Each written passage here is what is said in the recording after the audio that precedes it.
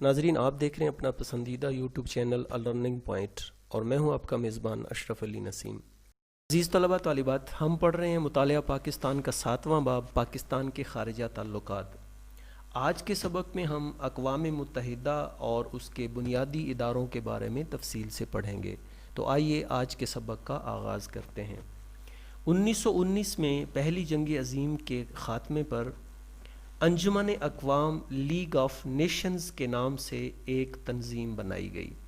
اس تنظیم کا مقصد آئندہ جنگ کی روک تھام کرنا تھا، لیکن بدقسمتی سے 1939 میں ایک بار پھر جنگ عظیم چھڑ گئی۔ 1945 میں اس دوسری جنگ عظیم کے ختم ہونے کے بعد جنگ کی تباہی کو دیکھتے ہوئے بھر کی انسانی برادری نے آئندہ جنگوں کی روک تھام اور باہمی تعاون کو فروغ دینے کے لیے ایک نئے ادارے کو قائم کرنے کا فیصلہ کیا۔ بڑے ممالک کے سربراہوں نے متعدد بار ملاقاتیں کیں۔ بالآخر 1945 میں امریکہ کے شہر سان فرانسسکو میں ایک کانفرنس منعقد ہوئی اور اقوام متحدہ یعنی یونائٹڈ نیشنز بنانے کا فیصلہ کر لیا گیا۔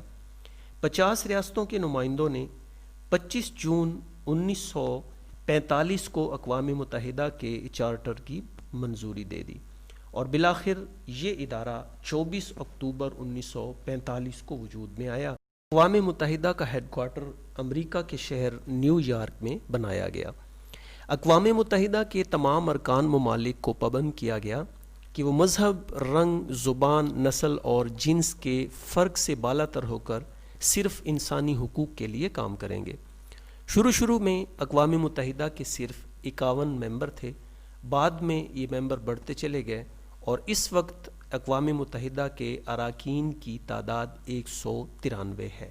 ستمبر 1947 کو پاکستان اقوام متحدہ کا رکن بنا، جبکہ 1960 میں اقوام متحدہ نے پاکستان کو امن مشن کا حصہ بھی بنا لیا۔ اقوام متحدہ کے امن مشن کے تحت پاک فوج نے نمایاں اور مثالی خدمات سر انجام دی، اس لیے اب پاک فوج کو اقوام متحدہ کے امن مشن کا لازمی جزو تصور کیا جاتا ہے۔ پاکستان نے کئی ممالک بالخصوص اپنے ہمسایہ ملک چین کو اقوام متحدہ کا رکن بنانے میں اہم رول پلے کیا ہے، جبکہ یہ ایک المیہ ہے کہ اقوام متحدہ کی سلامتی کونسل کا ادارہ کئی قراردادوں کی منظوری کے باوجود بھی کشمیر کی مظلوم عوام کو بھارت کے ناجائز تسلط سے آزاد کروانے میں ناکام رہا ہے۔ 72 سال کا طویل عرصہ گزرنے کے باوجود بھی مسئلہ کشمیر آج بھی حل طلب ہے، جہاں آئے روز نہتے معصوم کشمیریوں کا قتل عام اور بدترین بھارتی مظالم کی انتہا ہو چکی ہے، اور تنازع کشمیر کی وجہ سے 2 ایٹمی طاقتیں جنگ کے دہانے پر کھڑی ہیں۔ اس طلبہ طالبات، آئیے اب یہ جانتے ہیں کہ اقوام متحدہ کے قیام کے مقاصد کیا تھے۔ نمبر 1، مشترکہ کوششوں سے بین الاقوامی امن اور تحفظ قائم کرنا۔ نمبر 2، قوموں کے درمیان دوستانہ تعلقات کو بڑھانا۔ نمبر 3، بین الاقوامی اقتصادی، سماجی، ثقافتی حوالے سے مسائل کو سلجھانے کی خاطر بین الاقوامی تعاون پیدا کرنا۔ نمبر 4، انسانی حقوق اور بنیادی آزادیوں کے لیے لوگوں کے دلوں میں عزت پیدا کرنا۔ نمبر 5، ایک ایسا مرکز پیدا کرنا جس کے ذریعے قومیں باہمی رابطہ عمل پیدا کر کے اپنے مشترکہ مقاصد کو حاصل کر سکیں۔ نمبر 6، رکن ممالک کو برابری کی بنیاد پر مرتبہ دینا۔ اقوام متحدہ کے ادارے 2 طرح کے ہیں، نمبر 1 بنیادی ادارے اور نمبر 2 ذیلی ادارے۔ اقوام متحدہ کے بنیادی ادارے یہ ہیں: نمبر 1 جنرل اسمبلی، نمبر 2 سلامتی کونسل، نمبر 3 تولیتی کونسل، نمبر 4 معاشی و معاشرتی کونسل، نمبر 5 بین الاقوامی عدالت انصاف اور نمبر 6 سیکریٹریٹ۔ اقوام متحدہ دنیا کا سب سے بڑا ادارہ ہے، اس کے بہت سے ذیلی ادارے ہیں، ان میں سے چند ایک کے نام میں آپ کو بتا دیتا ہوں۔ نمبر 1 بچوں کا عالمی فنڈ، نمبر 2 عالمی ادارہ صحت، نمبر 3 IMF، نمبر 4 ادارہ خوراک و زراعت، نمبر 5 ادارہ تعلیم و سائنس و ثقافت، نمبر 6 عالمی بینک۔ عزیز طلبہ طالبات، آئیے اب اقوام متحدہ کے بنیادی اداروں کے بارے میں تفصیل سے پڑھتے ہیں۔ اقوام متحدہ کے بنیادی اداروں میں سب سے پہلے نمبر پر ہے جنرل اسمبلی۔ جنرل اسمبلی اقوام متحدہ کا سب سے بڑا ادارہ ہے۔ تمام رکن ممالک کے نمائندے جنرل اسمبلی کے اجلاس میں شریک ہوتے ہیں۔ ہر رکن ملک اسمبلی میں زیادہ سے زیادہ 5 نمائندے بھیج سکتا ہے۔ جنرل اسمبلی کا معمول کا اجلاس تو سال میں ایک دفعہ ستمبر کے تیسرے منگل کو شروع ہوتا ہے، تاہم اگر سلامتی کونسل چاہے یا اقوام متحدہ کے اراکین کی اکثریت کہے تو جنرل اسمبلی کا خاص اجلاس کسی اور وقت میں بھی بلایا جا سکتا ہے۔ جنرل اسمبلی کے اختیارات اور فرائض تو بہت وسیع ہیں، ان میں سے چند اہم فرائض میں آپ کو بتا دیتا ہوں۔ نمبر 1، سلامتی کونسل اور اقوام متحدہ کے دوسرے اداروں کی رپورٹوں پر غور کرنا۔ نمبر 2، کسی تنازع کی صورت میں اس کے حل کے لیے اپنی سفارشات پیش کرنا۔ نمبر 3، تولیتی کونسل کے ذریعے تولیتی معاہدات کی تعمیل کی نگرانی کرنا۔ نمبر 4، سلامتی کونسل کے 10 غیر مستقل ارکان کا انتخاب کرنا۔ نمبر 5، اقوام متحدہ کے بجٹ پر غور و خوض کرنا اور اسے منظور کرنا۔ نمبر 6، ارکان ممالک کے لیے چندے کی رقم مقرر کرنا۔ اور نمبر 7 ہے اقوام متحدہ کے مخصوص اداروں کے بجٹ کی جانچ پڑتال کرنا۔ عزیز طلباء طالبات، اقوام متحدہ کے بنیادی اداروں میں دوسرے نمبر پر ہے سلامتی کونسل یعنی سیکیورٹی کونسل۔ ناظرین، آپ دیکھ رہے ہیں اپنا پسندیدہ یوٹیوب چینل لرننگ پوائنٹ اور میں ہوں آپ کا میزبان اشرف علی نسیم۔ سلامتی کونسل اقوام متحدہ کا سب سے اہم ادارہ ہے۔ اس کے کل اراکین کی تعداد 15 ہے، جن میں سے 5 ارکان مستقل ہیں۔ مستقل ارکان میں فرانس، روس، برطانیہ، چین اور امریکہ ہیں، اور ان مستقل ارکان کے پاس کسی بھی معاملہ میں رائے شماری کو ویٹو کرنا یعنی رد کرنے کا حق حاصل ہے۔ ان کے علاوہ سلامتی کونسل کے 10 غیر مستقل اراکین بھی ہیں، جن کو جنرل اسمبلی 2 سال کے لیے منتخب کرتی ہے، اور ان اراکین کو فوری طور پر دوبارہ منتخب نہیں کیا جا سکتا۔ سلامتی کونسل اقوام متحدہ کے تمام اراکین کی طرف سے کارروائی کرتی ہے۔ یہ سب اراکین سلامتی کونسل کے فیصلوں کو تسلیم کرنے کی حامی بھرتے ہیں اور اس کی درخواست پر بین الاقوامی امن اور سلامتی کے لیے مسلح فوجیں بھیجتے یا دیگر مناسب اقدامات کرتے ہیں۔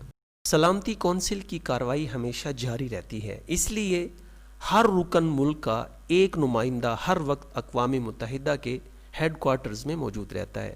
سلامتی کونسل جہاں چاہے اپنا اجلاس فوراً منعقد کر سکتی ہے۔ سلامتی کونسل کے فرائض اور اختیارات میں یہ باتیں شامل ہیں۔ نمبر 1، اقوام متحدہ کے اصولوں کے مطابق دنیا بھر میں امن اور سلامتی قائم رکھنا۔ نمبر 2، نئے ممالک کو رکنیت دینا اور کسی ملک کی رکنیت کو ختم کرنے کی سفارش کرنا۔ نمبر 3، بین الاقوامی عدالت انصاف کے ججز کا چناؤ کرنا اور جنرل سیکرٹری کے چناؤ کی سفارشات جنرل اسمبلی کو بھیجنا۔ نمبر 4، کسی ایسے جھگڑے یا موضوع کی تفتیش کرنا جو بین الاقوامی انتشار پیدا کر سکتا ہو۔ نمبر 5، بین الاقوامی تنازعات کو حل کرنے کے بارے میں منصوبے تیار کرنا۔ اقوام متحدہ کے بنیادی اداروں میں تیسرے نمبر پر ہے تولیتی کونسل۔ اقوام متحدہ کے اس ادارے نے دوسری جنگ عظیم کے بعد تباہ حال قوموں کی حالت بہتر بنانے کے لیے انتظام کیا تاکہ وہ ان علاقوں کے عوام کی ثقافتی، تعلیمی، اقتصادی، سماجی اور دیگر ضرورتوں کی تکمیل بطور نگران کرے، اور یہ نگرانی اس وقت تک رہے گی جب تک کہ یہ قومیں آزادی حاصل کرنے کے قابل نہیں ہو جاتی۔ اسی وجہ سے اب یہ ادارہ اپنی افادیت کھو چکا ہے۔ اقوام متحدہ کا چوتھا بنیادی ادارہ معاشی و معاشرتی کونسل ہے۔